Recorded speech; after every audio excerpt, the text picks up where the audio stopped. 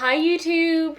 Welcome back to my channel. Today I'm going to be talking about things with luxury goods that either people might not tell you or that you might not be aware of, whether it's looking to buy something new in store or looking to buy something pre-loved. And I think that what I'm going to be talking about today is going to give you some really good things to think through on, are these things that are going to bug you or not? And if they are, maybe you either need to consider buying it brand new instead of pre-loved, or maybe you need to consider not buying it at all if the things I'm going to talk about are going to bug you too much for what you have to pay for these luxury goods. So let's get into it.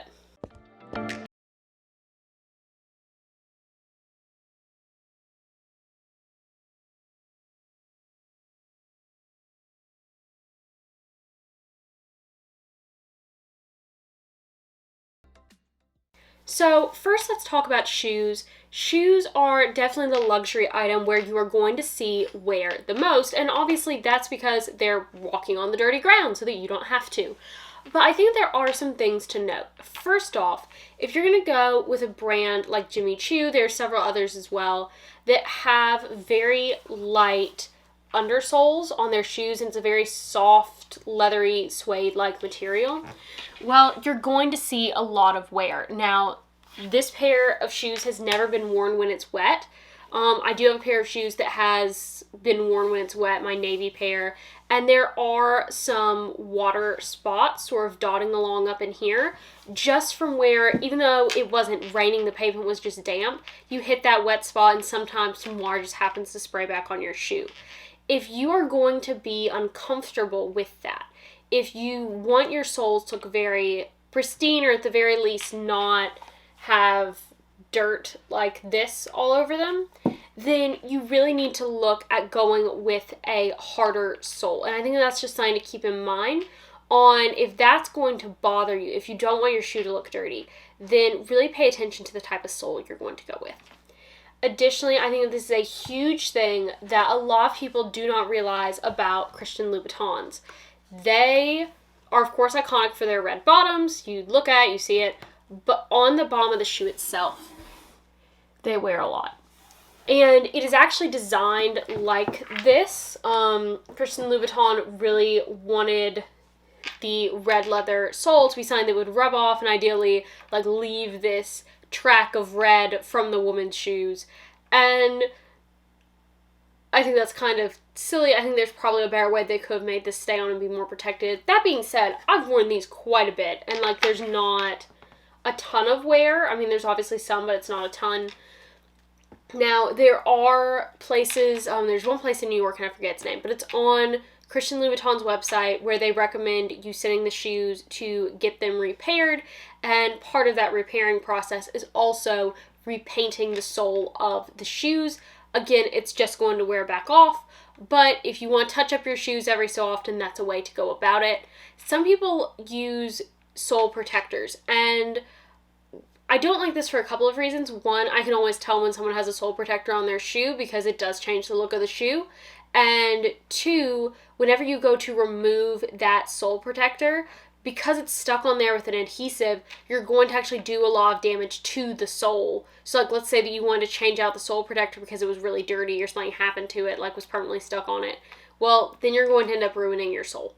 So I think that that's something to also pay attention to. If it's going to bug you that this red wears off, then maybe Christian Louboutin shoes are not for you. Now I can have my flowers back now that I have the shoebox out. I just didn't want my dirty soles to touch my desk. But let's talk about jewelry really quick. And I think one of the things with jewelry is that you are definitely absolutely paying for the name that you're putting on the jewelry. And that's important to understand. There's some pieces that are just so iconic to the house, it doesn't matter that you're paying that premium for the brand because you're wanting that iconic piece from the house. For instance, the Cartier Love Bracelet, very expensive. Obviously, if you were just to get a regular solid gold, 18 karat gold cuff, you would not be paying nearly that price, but because it is that iconic piece, you're paying it.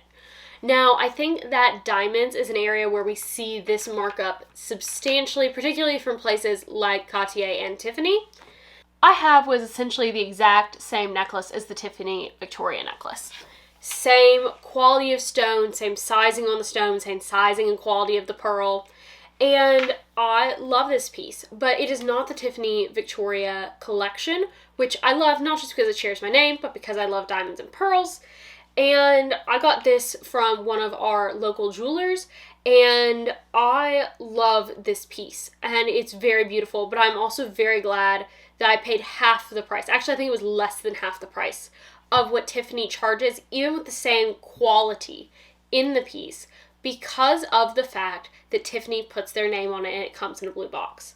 So I think that if you're going to be looking for a piece that is a diamond piece or just a nice fine jewelry piece, and you don't care about having the branding and you aren't going for like one of those specific iconic pieces, I would absolutely just go through your local jeweler. You get a much better price, and whether it's saving you money overall so you can get that piece sooner, whether it's putting it into a more comfortable price range for you, or whether it's allowing you to buy more things, I think that going with fine jewelry that is not about having a specifically branded iconic house item, definitely go through your local jeweler, because no one's going to know when you're wearing it.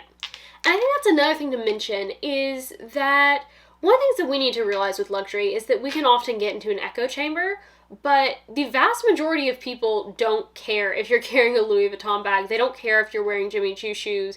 They don't care if you have on a Gucci belt or a Balmain blazer, because either one, they don't know what it is, or two, they know what it is and it's just not that important to them. That doesn't mean there's anything wrong with enjoying wearing your designer things. I love getting to wear my designer things, and they do make me feel special. And it's really special to me when I get to wear those pieces. But at the same time, I don't really care if anyone else finds it special. It doesn't matter to me.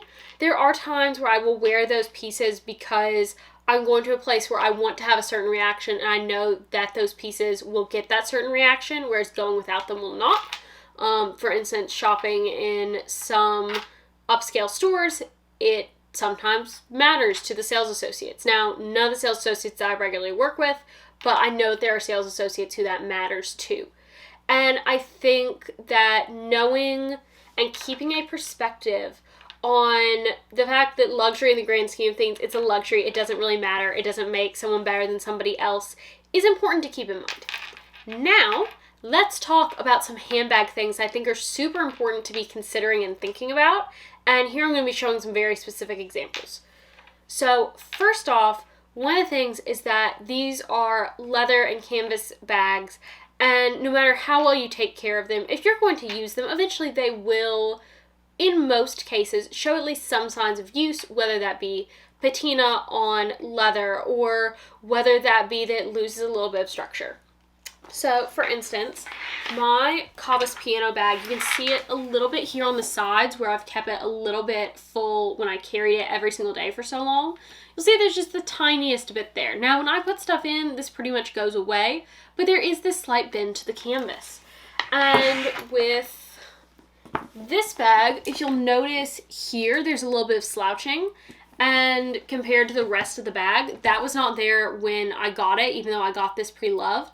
It's because I put something very heavy and in the upper interior pocket, and I knew that this was a risk because I saw it do it when I put the item in, but I wanted that item to be there so that it was within easy reach for me. And so I keep this stuffed, and it helps it keep its shape a lot better. Right now it's just standing on its own. So you see, like, I can reshape it and it gets a lot better. But that's just something to keep in mind, that these bags will slouch. Buying the Lady Dior pre-loved, a lot of times you will see slouching on that.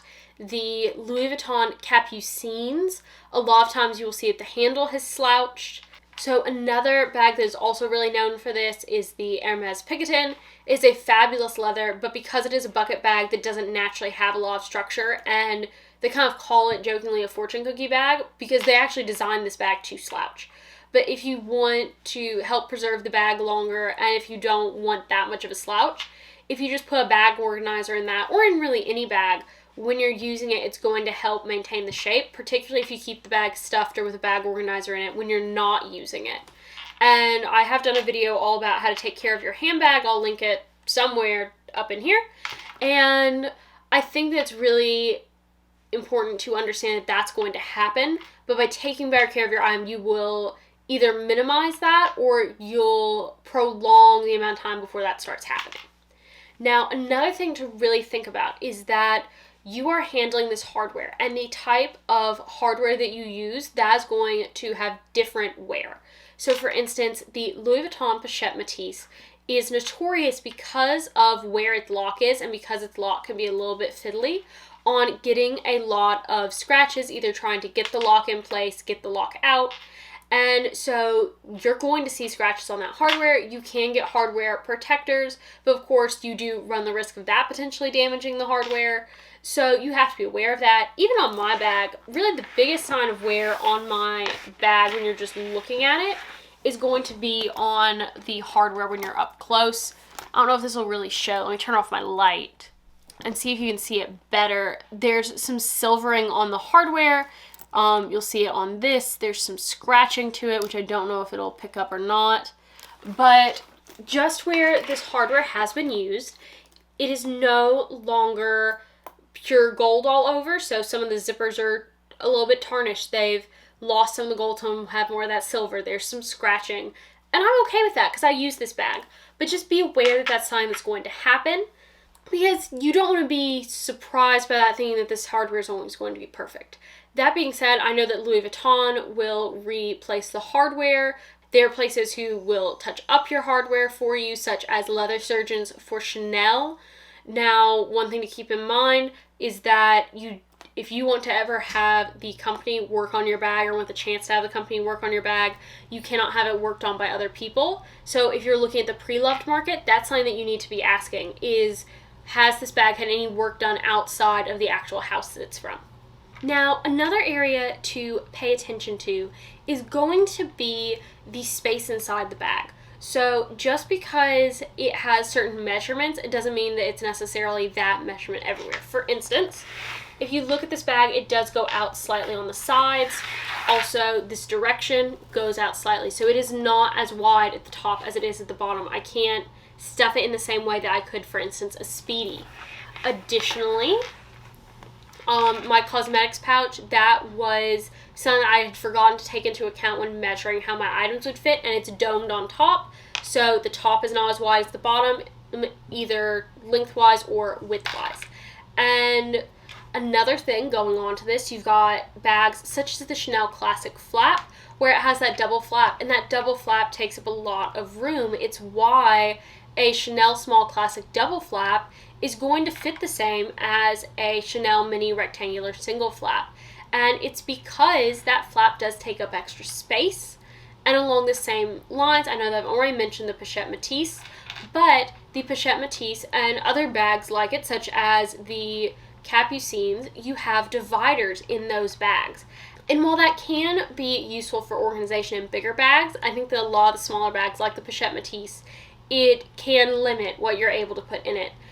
This is actually really a problem when it comes to the mini Capucines, because it has the shape where it's narrow at the top than it is at the bottom, already limiting what you can put in. And then you've also got the fact that it has a divider in the middle, further limiting what you can put in. And I think that you really need to think about how your stuff is going to fit. And if you have a bulky item that you always want to have with you, it might not fit in those bags because of the dividers. And so that's why it's really important to try out bags whenever possible.